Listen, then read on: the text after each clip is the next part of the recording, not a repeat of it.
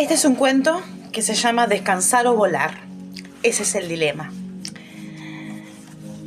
Mi nombre es Ana Ballesteros y lo escribí ayer, 18 de mayo de 2024, a 2 días de la Marcha del Silencio, que se conmemora, es una marcha que se hace en Uruguay todos los 20 de mayo. Descansar o volar. Ese es el dilema. Fragmento 1. Olor a tierra, manos inmóviles, sentidos alerta. Así yacía en su fosa de muerte don Genaro La Roca.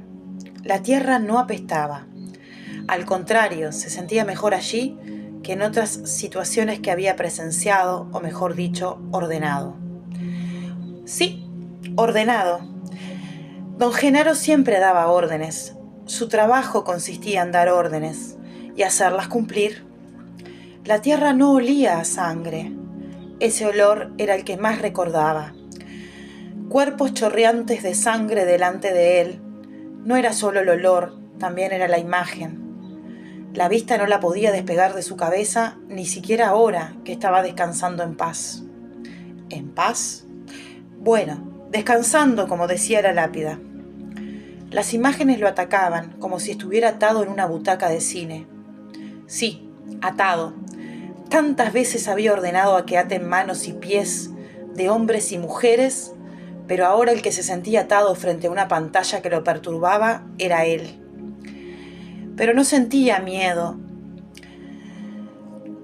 Sentía desconcierto, pero miedo no. No, miedo no. Don Genaro supo oler el miedo, y el que no olía a miedo, más rabia le daba. Y se enojaba. Y enojado era peor que un huracán. Muchos que se sentaron atados frente a don Genaro no tuvieron miedo. A esos no podía olvidarlos, a esos los mató. No podían ganarle, no, ganarle a él no. Don Genaro odiaba perder. Se preguntaba si todos los muertos que tocó, enterró, tiró al río o esfumó, estarían como él, así, inmóviles, pero sintiendo todo. El olor amargo, los sonidos dulces, los colores ásperos y las imágenes del pasado. Fragmento 2. Las imágenes seguían pasando. Recordaba los scratches, aquellas multitudinarias marchas del silencio. Ahí sí sentía miedo. Eran muchos y él no tenía el poder. Él solo era valiente cuando los que estaban enfrente tenían las manos atadas. Después la valentía se esfumaba. Desde la escuela fue así. De grande también le tenía miedo a su mujer. A ella no, le tenía miedo a que ella oliera un poquitito la sangre que él tenía impregnada en la nariz, las manos y todo el cuerpo. Lo que nunca se explicó, don Genaro, era el silencio. Le tenía mucho miedo a ese silencio de miles de familiares caminando por las calles, pero no el miedo suficiente para hablar y decir la verdad. Decir dónde estaban enterradas o tiradas aquellas personas que él ordenó matar y que no tenían una tumba, como él tenía ahora. Pero claro, ¿qué iba a hablar si él odiaba perder? Mataba al que ganara u osara hacerlo. Fragmento 3. Ahora estaba solo, no tenía a quien darle órdenes ni a quien matar. Estaba inmóvil, pero consciente. La soledad y el silencio lo preocupaban más y más. No sabía qué pasaba, no entendía qué hacías ahí, sintiendo olores y recordando cosas, sintiendo con sus manos inmóviles la textura de la tierra. Fragmento 4. A vos, hijo de una mierda, te voy a matar. Esa frase la pasaba por su cabeza como un disco rayado, una y otra vez. No la podía pausar, era él. Él hablaba así porque siempre tuvo cierto odio y rencor, desde que su madre lo abandonó en un convento. Fragmento 5. Pasaron como 5.000 días y 10.000 noches. Genaro no dormía porque ya estaba muerto, solo sentía todo el día y todos los días las mismas sensaciones desde el primer día. Era una tortura, Él sí que sabía de torturas, era un especialista en torturas. Diplomado en la mejor universidad, posgrados y máster en la materia. También supo dar alguna que otra cátedra. La tortura era de lo que más sabía, y disfrutaba. Por eso la presenciaba siempre que podía, y lo hacía tomando un café. Fragmento 6. Pero un día, entre esos 5.000 que ya iban pasando, Genaro escuchó una voz. Era una voz serena, tranquila, tan tranquila y con tanta paz que Genaro se puso nervioso. Odiaba la paz. A él le gustaban los gritos de dolor, el desgarro de la voz, los lamentos, las súplicas y las blasfemias. La serenidad era algo a lo que no estaba habituado. Pero esa voz ya no era una voz, sino voces. Pero todas con la misma suavidad. La puta suavidad y paz que lo hacía enojar. Pero ya no podía matarlos, ahora estaba muerto, él e inmóvil. ¿Qué carajos quieren? Oigan, ¿me escuchan? Las voces no le hablaban a él. Eran susurros lentos, pausados y con mucho, mucho amor. Lo peor para Genaro es que esas voces no olían a miedo, no las podía dominar. Eso lo hizo llorar. Lloró y lloró, así, estando muerto. Ya no podía matar, ya no podía golpear, ya no podía sentir el miedo de los demás, que tanto le encantaba mirar y oler mientras tomaba café. Ya no tenía el control. Fragmento 7. Cuando ya no le quedaban lágrimas en sus ojos ni en su cuerpo, cuando pasó llorando cerca de 5.000 noches más o 10.000 más, ahí se secó. Un cuerpo seco, todo era áspero, ya no recordaba tanto, ya no sentía nada, pero sus ojos estaban abiertos y el olor a tierra de tumba estaba presente.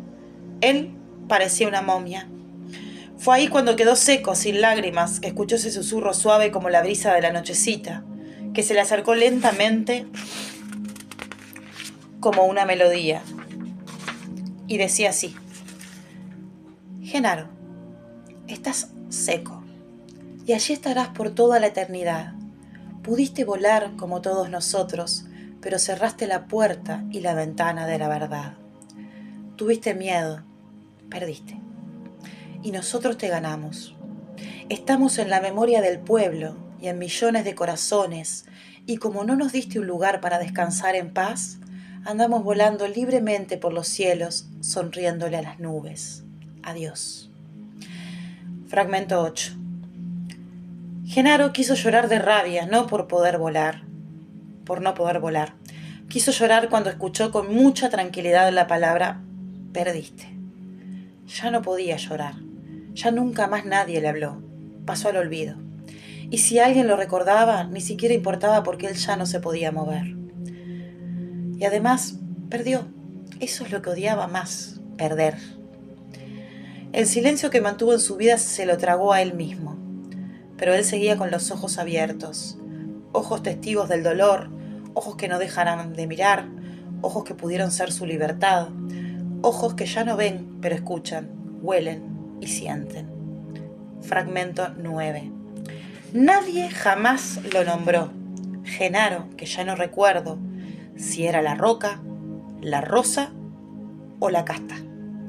Ese Genaro allí quedó petrificado, pero con los ojos abiertos, seco. Él había hecho desaparecer gente. El mismísimo Genaro ahora estaba desaparecido, aunque en una lápida con su nombre. Yacía en su tumba, pero nadie se acordaba de él. A propósito, estaba un poco borrosa la placa, pero estoy casi segura que decía Genaro la Roca. Ya no me acuerdo bien.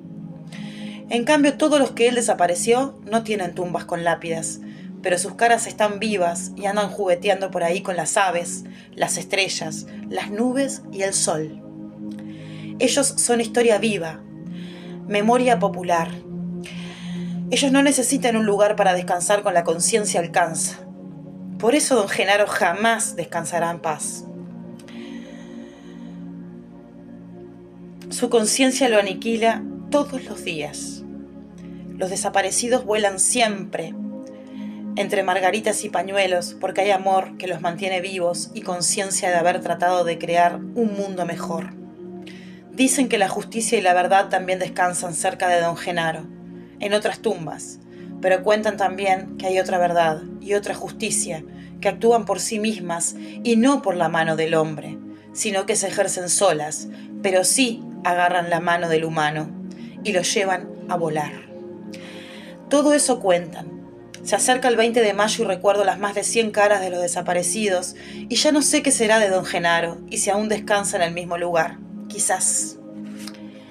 Somos miles y miles reclamando que digan la verdad, pero hay muchos, don Genaro, que no van a hablar. Tienen el puente del cielo y prefieren el sepulcro. Ese que arbitrariamente no quisieron dar a los muertos. Eran sus muertos, matados por sus órdenes y manos. Los don Genaro no son buenos orientales. No supieron cumplir, no supieron honrar a los orientales que fueron venciendo o que creen haber vencido. No merecen volar. Por eso se los puede ver por ahí en algún cementerio con flores marchitas. Y a los desaparecidos siempre los verás entre margaritas. Fin. Ana Ballesteros, profesora de literatura. No tengo libros escritos, pero escribo cuentos, fragmentos y me encanta escribir. Este cuento que acabo de leer lo escribí el 18/5/2024. Solo espero que para vos tenga un significado, nada más. Gracias.